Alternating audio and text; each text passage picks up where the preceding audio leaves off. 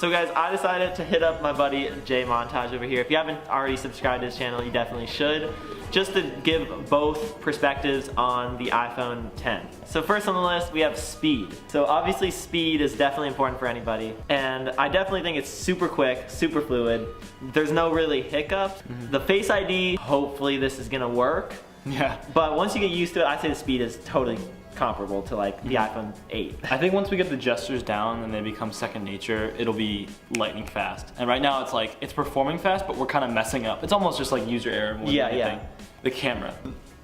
I'm at a loss. Camera on this phone is incredible. It's comparable when you're shooting outside and most normal things to this camera that I'm shooting on now, the Canon 80D. Photo, you have portrait mode both on the front-facing and back-facing cameras.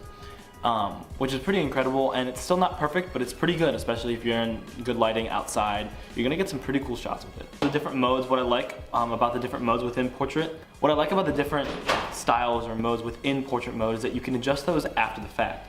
Yeah, definitely the camera is definitely a strong point. Definitely gives you a nice camera.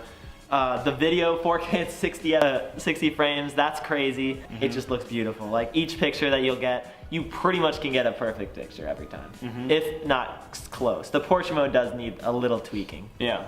The camera arrangement on the back doesn't really phase you that much. The feel in the hand, definitely right as you grab this thing out of the box, it feels solid. It feels like you're getting exactly what you paid for. It feels almost a tiny bit thicker than the iPhone 8 or the previous iPhones, and it definitely has a little bit more grip to it. Love the bigger power button, so you don't have to reach up as high. It doesn't feel tacky at all. It's crazy. I definitely think if you're going from like the plus versions of any phone, you'll have no problem. It's same decent reachability. If you're going from like just the regular version or even like a smaller screen of any other phone, it definitely will get taken used to.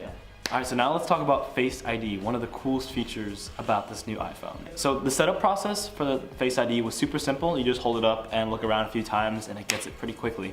Then from there, I was pretty impressed at how well it picked up the face whenever you took it out of your pocket and looked at it. We had some trouble, I think, like when the phone was on a table, because that's something that, like, at least I do all the time. I have my phone like next to my notebook or next to my computer, and it didn't perform as well as I would have liked in that regard, which we don't know if that just takes some getting used to or like if we weren't turning our head enough.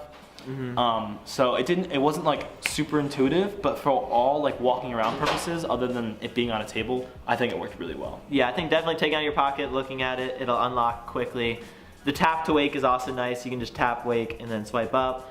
So we kind of touched on this already, but the software with iOS, the implementation of iOS 11 on the 10 is different. But I like it. I think the gestures are really cool, and it'll allow me to be like more fluid and things like that when I'm using my phone, but it just takes some getting used to. Yeah, definitely. The software is nice. The animojis are fun. Animojis are awesome. They are so much fun. You could spend all day doing that. And I think you probably will. I think that's what you're gonna do the rest of the day.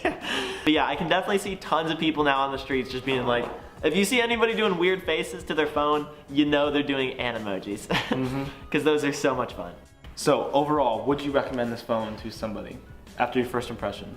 I would definitely highly recommend it. But for for average consumers, I don't know that you need it because this phone's incredible. Yeah, big thanks to Jay Montage right here, guys, for coming over and checking out this thing with me, which is super fun and super cool to do with other people.